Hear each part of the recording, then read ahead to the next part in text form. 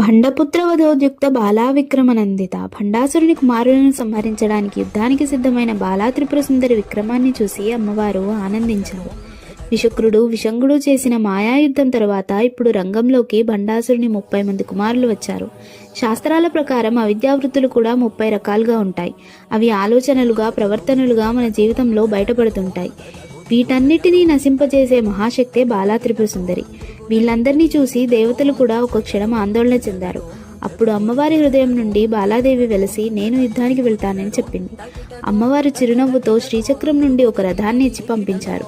అలా బాలా ఒక్కసారిగా నారాయణాస్త్రం ప్రయోగించగానే అక్షౌహిణి సైన్యం మొత్తం నశించింది. అంతటితో ఆమె ఆగలేదు. ఒకే ఒక్క అర్ధచంద్రాకారం బాణంతో 30 మందిని సంహరించింది. బాలా సామాన్యం కాదు, ఆమె ఒక పూర్ణ విద్య.